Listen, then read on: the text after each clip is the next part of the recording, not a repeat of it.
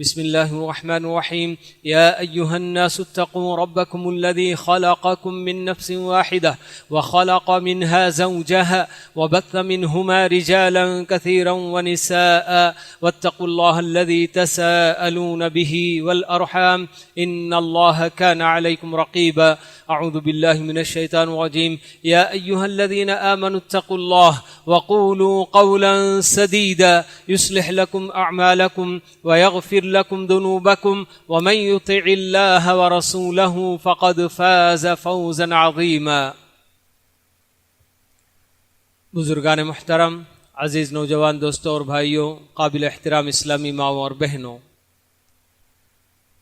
آج کے اس خطبے میں انشاءاللہ میں دو ٹاپک پر آپ کے سامنے گفتگو کرنا چاہوں گا۔ پہلا موضوع اور ٹاپک تو ماہ محرم کے آغاز سے تعلق رکھتا ہے۔ ہم سب جانتے ہیں کہ محرم کا مہینہ اسلامی سال کا پہلا مہینہ ہے، جس کا مطلب یہ ہے کہ ہم لوگوں کی زندگی سے ایک سال کی مدت گزر چکی، سرک چکی۔ ایک سال سرک تو جاتا ہے مگر ہمارے اپنے اندر کوئی شعور نہیں پیدا ہوتا، کوئی بیداری ہمارے اندر نہیں آتی۔ ہم اپنی غفلت سے بیدار نہیں ہونا چاہتے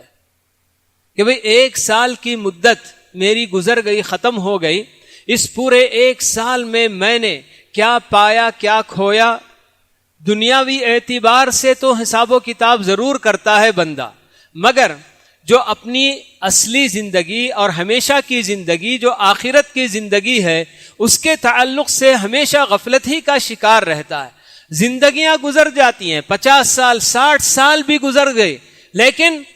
جب ایسے ایک سال کا وقفہ ہوتا ہے، ایک سال ہماری اپنی زندگی کا گزر جاتا ہے، تب بھی ہم اپنا محاسبہ کرنے کے لیے تیار نہیں ہوتے۔ پتہ نہیں اتنی لمبی زندگی میں اب تک گزار دیا اور میری اب کتنی زندگی باقی ہے، یہ بس اللہ تعالیٰ کو معلوم ہے، مگر اتنی یقینی بات ہے کہ میں اپنی زندگی سے بہت دور ہو چکا ہوں اور اپنی موت کے قریب ہو چکا ہوں، یہ تو ہم سب جانتے ہیں۔ مگر اس کے باوجود جو تبدیلی ہمارے اندر آنی چاہیے، جو اللہ تعالیٰ کا ڈر، جو خوف ہمارے اندر پیدا ہونا چاہیے، یہ چیز ہمارے اندر پیدا ہی نہیں ہوتی۔ دنیا اس قدر ہم پر غالب آ چکی ہے کہ جس کی وجہ سے آدمی یہی چاہتا ہے کہ میں جب تک زندہ ہوں، میرے اپنے حواس جب تک صحیح سالم ہیں، میں اس دنیا کی ایک ایک چیز سے لطف لیتا رہوں اور برابر اس میں حلال حرام کسی چیز کی کوئی تمیز نہیں۔ تو یہ ہمارے اپنے جو ہے کہ معاشرے کا حال ہے۔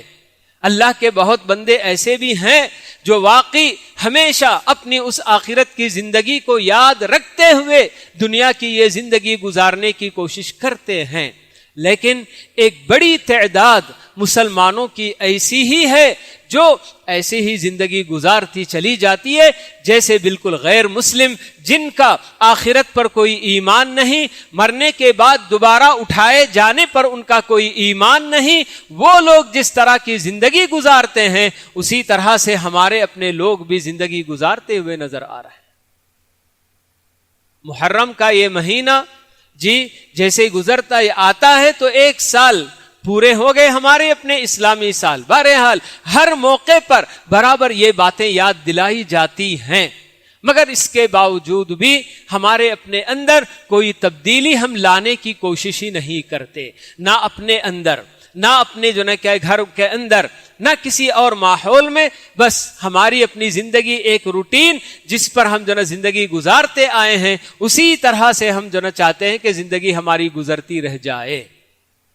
موت اچانک آئے گی، نہیں معلوم کہ کب۔ وما تدری نفس بأي ارض تموت، اللہ تعالیٰ نے اسی لیے بتا دیا کہ کسی کو نہیں معلوم کہ کس کی موت کہاں اور کب اور کیسے آئے گی۔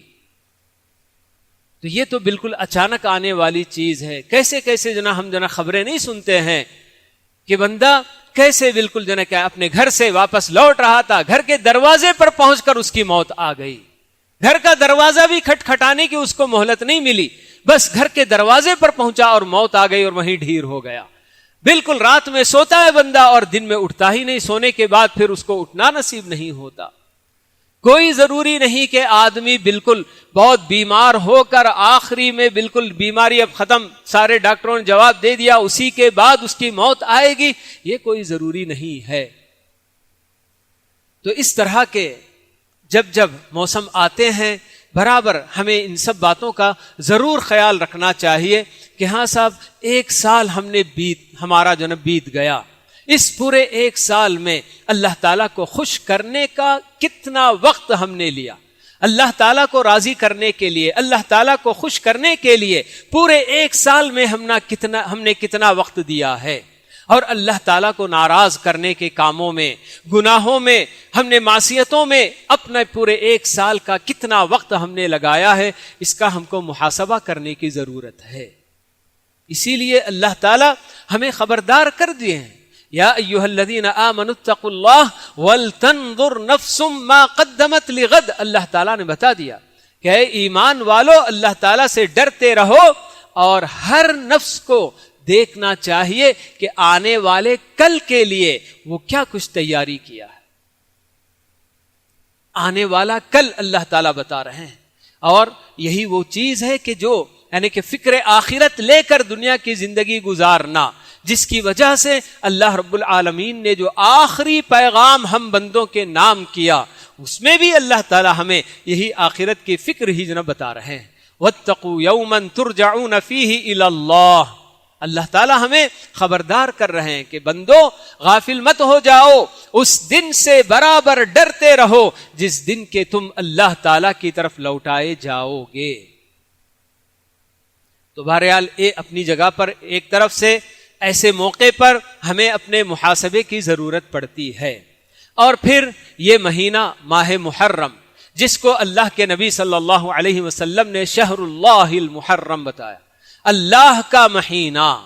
اللہ کی طرف جب نسبت کی جاتی ہے کسی بھی چیز کی، تو پھر اس چیز کی قدر و منزلت بتانا مقصود ہوتا ہے، اس کا شرف بتانا مقصود ہوتا ہے۔ جیسے ناقۃ اللہ تعالیٰ نے بتایا، قرآن مجید میں اس کا ذکر آیا کہ اللہ رب العالمین نے صالح علیہ السلام کو جو اونٹنی معجزے کے طور پر عطا کیا تھا، تو اللہ تعالیٰ نے اسے اللہ کی اونٹنی بول کے قرار دیا۔ اور جیسے کہ ہم بیت اللہ کہتے ہیں، اللہ کا گھر، کعبۃ اللہ کو ہم اللہ کا گھر کہتے ہیں، جبکہ دیگر اور ساری مساجد بھی، مگر وہ نام اس کے لیے خاص ہوا، اور بیت اللہ جب ہم کہتے ہیں تو اللہ کا گھر کہہ کر اس کی جو کیا ہے قدر و منزلت اور اس کا شرف بتانا مقصود ہوتا ہے۔ تو بالکل اسی طرح سے اس مہینے کی نسبت بھی اللہ کے نبی صلی اللہ علیہ وسلم جب اللہ تعالیٰ کی طرف کرتے ہیں تو یقیناً اس مہینے کی عظمت اور اس کی جو کیا ہے اہمیت بتانا ہی مقصود ہے۔ اور واقعی معنوں میں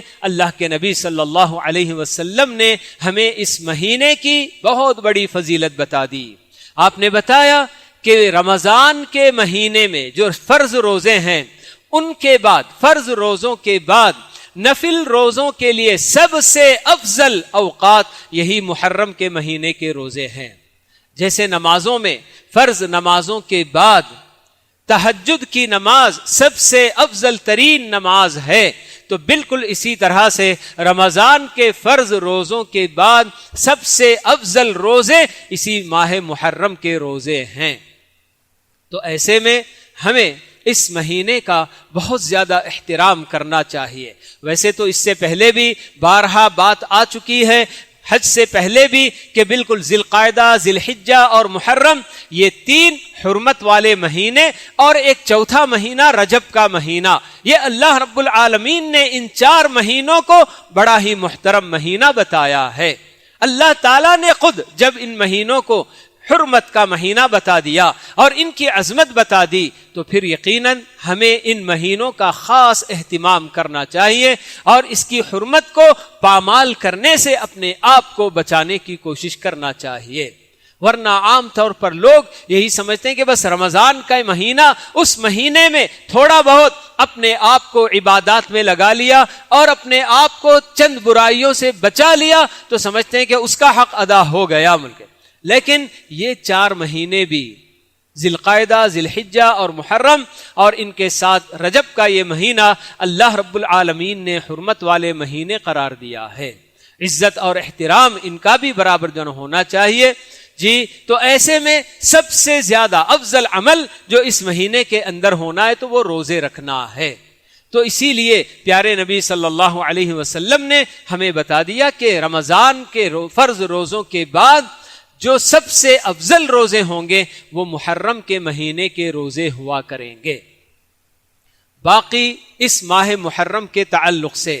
مختلف اور جو فرقوں نے باتیں بنا کر رکھی ہیں، جی باطل فرقوں نے، فرقے ایسے ہی نہیں بلکہ باطل فرقوں نے جو باتیں بتا کر رکھی ہیں تو ان کا اس مہینے سے کوئی خاص تعلق بالکل بھی نہیں. حرمت والے یہ مہینے اللہ تعالیٰ نے جب سے زمین و آسمان کو بنایا ہے اسی وقت سے اللہ تعالیٰ نے اس مہینے کو حرمت والا مہینہ بنا دیا. باقی اس مہینے میں ایک اتفاقی بات ہے کہ اللہ تعالیٰ کی مشیت اور اس کا یہ جو نا کیا فیصلہ ہوا کہ اسی محرم کے مہینے میں حضرت حسین بن علی رضی اللہ تعالی عنہ کی شہادت کا عمل بھی انجام پائے. تو یہ اس مہینے کی فضیلت میں اور اس کی حرمت میں اضافہ کرنے کی کوئی بات نہیں ہے. جی کسی کی بھی موت ہمارے اپنے دین میں کسی کی موت کسی چیز کو جو نا کیا ہے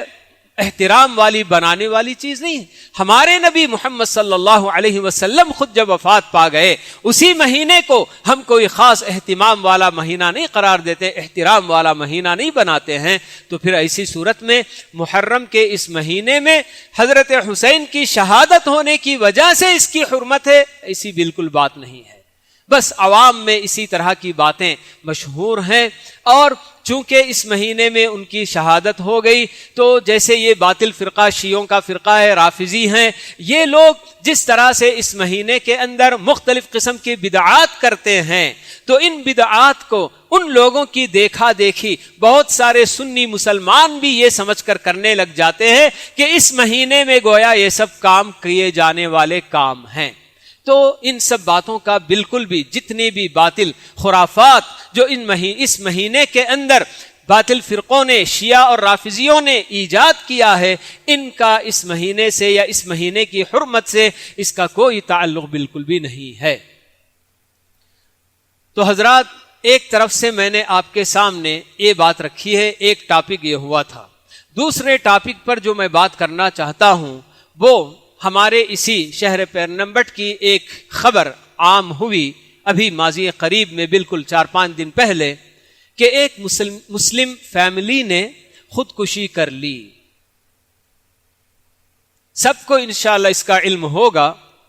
اور اس کے پیچھے کیا محرک، کیوں اس کا جو ہے کیا ہے یہ قدم اٹھانے کی ضرورت کیوں پیش آئی. تو تحقیق کرنے پر پتا چلا کہ فائنانس کا بوجھ اتنا بڑھا ہوا تھا، سودی قرضہ اس میں ڈوبنے کی وجہ سے اس سے جان چھڑانے کے لیے، اس سے جو ہے کیا ہے اس مصیبت سے بچنے کے لیے، بچ نکلنے کے لیے کوئی اور راستہ جب ان کو نہیں ملا تو انہوں نے اس مصیبت سے اپنے آپ کو بچانے کا حل اسی خودکشی کے اندر ڈھونڈ نکالا. ذرا آپ اندازہ لگائیے ہم نے کتنے ایسی جو ہے کہ بڑی بڑی کمپنیوں کو، خاص کر ہمارے اپنے مسلم ایسی بڑی کمپنیاں جو ایک وقت میں بڑے زور و شور سے چل رہی تھیں، لیکن جب ان لوگوں نے سودی قرضے کی اس لعنت کو اپنایا اور اپنی جو ہے کہ تجارت کے اندر سود کا پیسہ شامل کر کے تجارت کرنا انہوں نے سوچا تو جس کے نتیجے میں پوری طریقے سے پاپر ہو گئے، ان کا دیوالیہ ہو گیا، ان کی ساری جائیداد، ان کی اپنی کمپنی، ان کا گھر بار ایسے سب کچھ نکل کر بالکل روڈ پر آ گئے، گلی میں جو آ کر کھڑے ہو گئے.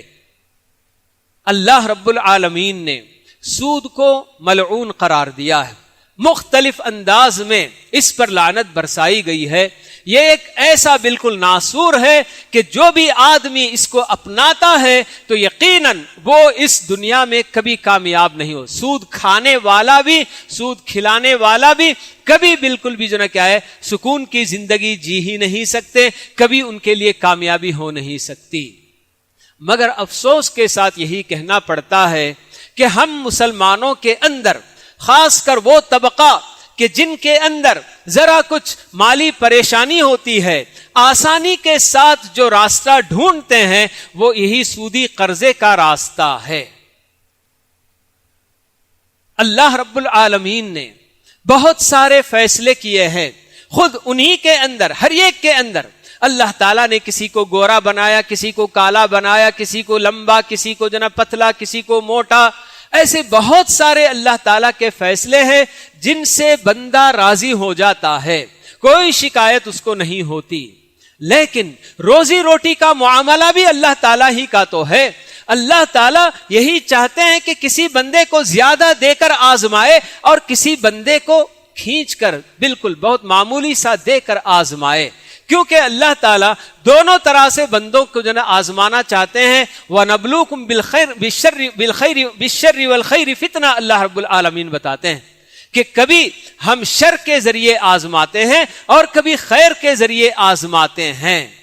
لیکن ایسے بہت سارے بندے جن کے پاس ذرا زندگی کے اندر تنگی پیدا ہوتی ہے یا تنگی پائی جاتی ہے، تو یہ بندے اللہ تعالیٰ کے اس فیصلے سے راضی نہیں ہوتے ہیں. وہ ہمیشہ یہ دیکھتے ہیں کہ ہم سے بھی اور آگے والے یہ لوگ اتنے عیش و آرام کی زندگی گزار رہے ہیں، اس عیش و آرام کو ہم کیوں نہیں حاصل کریں گے؟ ہمیں بھی وہ عیش و آرام چاہیے. اور اس کے لیے آسان کیا راستہ ہے؟ سودی قرضے کا دروازہ کھلا ہوا ہے. جاؤ سودی قرضہ لے کر آؤ اور جو کچھ بھی عیش کرنا ہے اپنے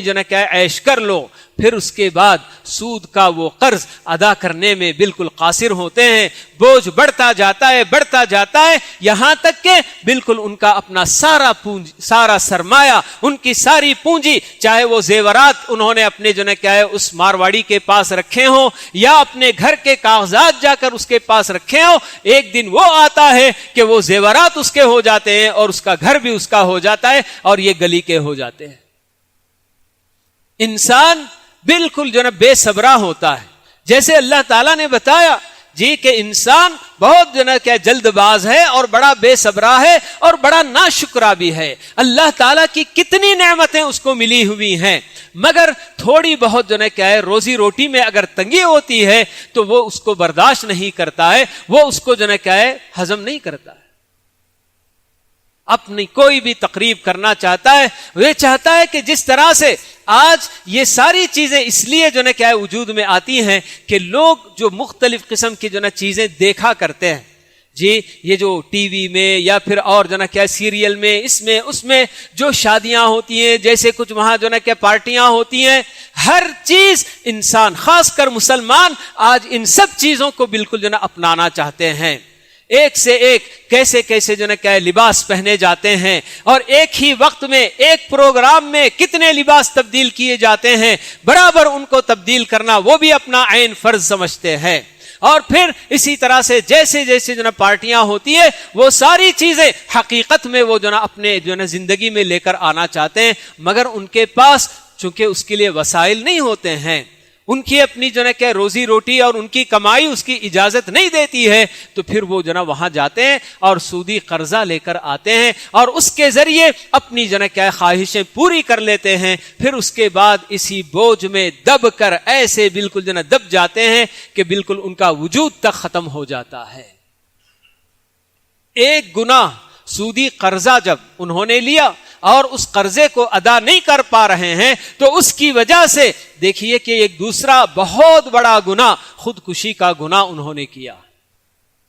ایسے کئی واقعات بالکل آئے دن بالکل پڑھنے کو ہم کو ملتے ہی ہیں کہ بس سودی قرضے کے بوجھ میں ایسا بندہ پھنس گیا کہ جس کی وجہ سے وہ اپنی زندگی سے ہاتھ دھو بیٹھا. کتنے ایسے بندے جو سودی قرضے کی اس لعنت میں مبتلا ہونے کی وجہ سے اپنے گھر میں جا کر رہ نہیں سکتے ہیں، ادھر ادھر پناہ ڈھونڈتے ہوئے کبھی اس رشتہ دار کے گھر میں کبھی اس رشتہ دار کے گھر میں جا کے بالکل 4 دن 5 دن ہفتہ بھر رہ جاتے ہیں، جب تک وہ نہیں بولتے کہ بھئی جاؤ اپنے گھر. جانا نہیں چاہتے ہیں، بتاتے بھی نہیں کہ ہاں ہمارے اپنے یہاں آ کر رہنے کا مقصد کیا ہے. مختلف اس طرح کے حالات پیدا ہوتے ہیں کہ جس کے بعد آخر کار آدمی کے سامنے کوئی اور راستہ نہیں ہوتا ہے اور فائنانس والا، سودی قرضہ دینے والا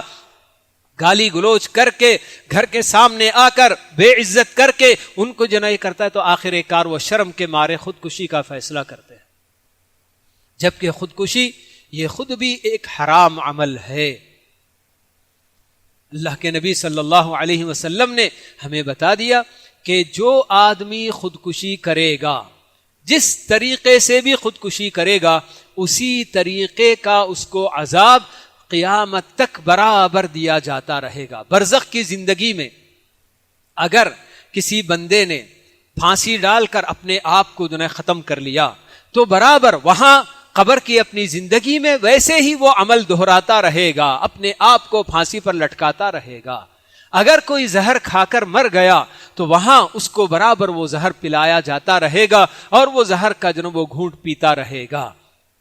کسی نے اگر اپنے آپ کو چھرا گھونپ کر ختم کیا ہے تو وہاں اس کے ہاتھ میں چھرا دیا جائے گا اور وہ برابر اپنے آپ کو مارتا رہے گا۔ اگر کوئی آدمی کسی اونچی عمارت سے گر کر اپنے آپ کو ہلاک کر لیا تو بالکل اسی طرح سے وہاں ویسے ہی بالکل اس کے ساتھ معاملہ ہوگا کہ وہ برابر ایک اونچائی سے برابر گرایا جاتا رہے گا۔ تو یہ ایسا عمل کہ خودکشی اتنا بڑا گناہ کہ اگر کوئی آدمی کسی اور کو قتل کرتا ہے اس سے بھی بڑا گناہ اپنے آپ کو قتل کرنے کا ہوتا ہے، کیونکہ زندگی اللہ رب العالمین کی دی ہوئی امانت ہے اور اس امانت کی حفاظت یہ اللہ تعالیٰ نے ہم پر رکھی ہے۔ کسی بھی انسان کو یہ حق نہیں حاصل ہوتا کہ اللہ تعالیٰ کی دی ہوئی اس نعمت کو بالکل اپنے ہی ہاتھوں سے ختم کرے۔ لیکن بتانا یہ مقصد ہے کہ آج معاشرے کے اندر خاص کر وہ طبقہ جو مالی اعتبار سے ذرا کمزور ہوتا ہے، ایسے طبقے کے اندر اپنی ایسی خواہشیں جن کو آدمی دبا کر بھی زندگی گزار سکتا ہے، جی سکتا ہے، صبر کر سکتا ہے، اگر صبر کرے گا تو اللہ رب العالمین اسے آخرت میں اس کے صبر کے بدلے بہت کچھ دینے کا وعدہ کرتے ہیں۔ مگر بندے ہیں کہ صبر بالکل بھی نہیں کرنا چاہتے، یہ چاہتے ہیں کہ جس طرح سے بڑے امیر کبیر لوگ جیسے عیش و آرام کی زندگی گزارتے ہیں، جیسے ان کے گھر کی تقریبات بڑی عالی شان تقریبات ہوتی ہیں، بالکل اسی طرح سے مجھے بھی ہر طرح کے عیش و آرام کی ضرورت ہے، میرے اپنے گھر کی تقریب بھی بالکل اسی طرح ہونی چاہیے۔ اس نتیجے میں سودی قرضے کی اس لعنت میں آدمی جا کر پھنستا ہے اور پھر اس کے نتیجے میں خود اپنی جان گنوا بیٹھتا ہے۔ تو یہ کتنا بڑا بھیانک انجام ہے۔ دیکھیے کہ سودی قرضہ یہ بالکل یعنی کہ عام طور پر یہ فائنانس والے وغیرہ یہ سب ایسے گھرانے میں جہاں لوگوں کو ضرورت ہوتی خود وہ چل کر آتے ہیں اور آ کر ان کو بتا دیتے، پیسہ دیتے ہوئے بڑے آرام سے گفتگو ہوتی ہے، سب کچھ ہوتا ہے، لیکن جیسے ہی کسی ایک قسط کی ادائیگی میں بھی تاخیر ہوئی تو آ کر ایسے مغلظات اگلتا ہے، ایسی اپنی زبان بالکل استعمال کرتا ہے کہ وہ زبان ہم اپنے کانوں کو انگلی لگا لے سننے سے۔ ایسے کتنے واقعات محلے میں کئی لوگ ہو سکتا ہے کہ یہ منظر اپنی آنکھوں سے دیکھ بھی چکے ہوں گے، مگر اس کے باوجود وہی غلطی دوسرے گھر والا بھی کرتا ہے۔ بھئی میرا اپنا پڑوسی اسی قرضے میں مبتلا ہو کر اس کے ساتھ کیا معاملہ ہوا، کیسی اس کی بے عزتی ہوئی، کیسے اس کا اپنا گھر اس کے کیا ملکیت سے چھن گیا، یہ سب جانتے ہوئے بھی پڑوسی بھی پھر سے وہی غلطی دہراتا ہے، اس کے بازو والا گھر والا پھر وہی غلطی دہراتا ہے۔ یہ کیا معاملہ ہے؟ یعنی کہ سود اتنا معمولی ہم لوگوں نے سمجھ لیا ہے کہ سود صرف دینے والا ہی کہ مجرم نہیں، بلکہ سود لینے والا بھی بہت بڑا مجرم ہے۔ عام طور پر لوگ یہی کہنے لگ جاتے ہیں کہ بھئی ہمارے اپنے حالات ایسے ہیں کہ ہمیں کوئی اور قرضہ دیتا نہیں۔ میں آپ کو یہ بتا دوں کہ سودی قرضہ دینے والا چونکہ وہ زور زبردستی حاصل کرتا ہے، اس لیے اس کو کہ قرضہ واپس لوٹانے کے لیے آدمی مجبور ہوتا ہے اور لوٹانے کے لیے تیار ہوتا ہے۔ مگر ایسے اللہ کے نیک بندے جو کسی کے قرضہ طلب کرنے پر قرضہ اگر دے بھی دیتے ہیں تو لینے والا کبھی واپس لوٹانے کے لیے پھر ان کے گھر کا رخ بھی نہیں کرتا۔ یعنی جہاں سودی قرضہ ان کا ہوتا ہے اسے تو لوٹانے کے لیے وہ تیار رہتے ہیں، لیکن بغیر سود کے اللہ کے کسی بندے نے اگر قرضہ دیا ہوا ہے تو اس قرضے کو لوٹانے کے لیے بالکل بھی آگے نہیں بڑھتا۔ ایسے ہی سالوں گزر جاتے ہیں اور قرضہ واپس ہی نہیں کیا جاتا ہے. یا پھر کبھی ایسا بھی ہوتا ہے کہ آپ اگر کوئی چیز اپنی زیور کوئی اور چیز رکھ کر بھی قرضہ لیتے ہیں, قرضے کا وقت ہونے پر مطالبہ کیا جاتا ہے تو بڑے آرام سے کہہ دیتے ہیں آپ کے پاس میرا مال تو موجود ہے نا, کیا جلدی ہے قرضہ دینے کی بول کے. لیکن فائنانس والا ہرگز بھی آپ کو بخشتا نہیں ہے. تو یہ ہمارے اپنے لوگوں کا معاملہ ہے کہ بغیر سودی قرض بیت المال میں ہم جو دیکھتے ہیں سالہ سال سے مال پڑا ہوا ہوتا ہے, مگر قرضہ لینے کے بعد اسے واپس لوٹانے کے لیے بندہ آتا ہی نہیں ہے. تو یہ ہمارے اپنے حالات ہیں کہ جو نیکی کرنا چاہتے ہیں, آپ کا بھلا چاہتے ہیں, آپ کے ساتھ تعاون کرنا چاہتے ہیں, آپ ان کے ساتھ کھلواڑ کرتے ہیں. لیکن جو آپ کا خون چوسنا چاہتا ہے اس کے ساتھ آپ مہینہ مہینہ جا کر برابر اس کا پیسہ واپس کرنے کے لیے تیار رہتے ہیں. تو یہ ہمارے اپنے جو معاشرے کے حالات ہیں. تو ان سب کے اندر تبدیلی لانی چاہیے, لوگوں کے اندر بیداری پیدا کرنی چاہیے. یہ ہر انسان, ہر مسلمان کا اپنا جو فریضہ ہے. جی اس کے لیے کوئی بڑا پروگرام رکھ کر اپنی جگہ پر وہ بھی ہوتا رہے گا, لیکن پاس پڑوس کے لوگ اگر جانتے ہیں کہ فلاں آدمی اس طرح سے سودی قرضہ لیا ہوا ہے, اس کو سمجھایا جائے کہ بھئی دیکھو ایک مرتبہ یہ غلطی ہو گئی, دوبارہ اس غلطی میں بالکل بھی نہیں پڑنا. جی آپ کو کسی بھی طرح کی ضرورت ہے تو محلے کے لوگوں کے سامنے آپ اپنی ضرورت رکھیے, محلے کے لوگ انشاءاللہ آپ کا تعاون کریں گے. تو یہ ہمارا اپنا معاشرہ, ہم اپنے لوگوں کا اگر تعاون کرنا شروع کریں گے اور بالکل یہ بتا کر کہ ہاں صاحب آپ کے ساتھ یہ معاملہ ہو رہا ہے تو آپ بھی برابر اس کا لحاظ کریں کہ وقت ہونے پر قرضہ واپس کرنے کی آپ پوری کوشش کریں گے, تو تب انشاءاللہ ہمارے اپنے جو کہ بہت سارے بندے جو اس کبیرہ گناہ میں, اس لعنت میں جو مبتلا ہوتے ہیں, ان سب سے انشاءاللہ بچ سکتے ہیں. اللہ رب العالمین ہم سب کو توفیق نصیب فرمائے. تو یہ مہینہ محرم کا مہینہ شروع ہوا ہے جس میں ہم داخل ہو چکے ہیں. اللہ تعالی ہم سب کو اس ماہ محرم کی حرمت کا پاس و لحاظ کرنے اور اس میں کثرت سے روزہ رکھنے کی اللہ تعالی ہم سب کو توفیق نصیب فرمائے. اور جو بندے بھی سودی قرض کی لعنت میں مبتلا ہیں اللہ تعالیٰ ان کی مدد فرمائے اور انہیں جلد از جلد اس سودی لعنت سے, قرضے کی لعنت سے اللہ تعالیٰ ان کو نجات دلائے, اور بندوں کو اللہ تعالیٰ اس یعنی کہ برے عمل میں یا اس کی کہ برائی کو سمجھ کر, اس کی لعنت کو سمجھ کر اس سے باز رہنے کی اللہ تعالیٰ سب کو توفیق نصیب فرمائے. اقول قولی ھذا واستغفر اللہ لی ولکم ولسائر المسلمین من کل ذنب فاستغفروہ انہ ھو الغفور الرحیم.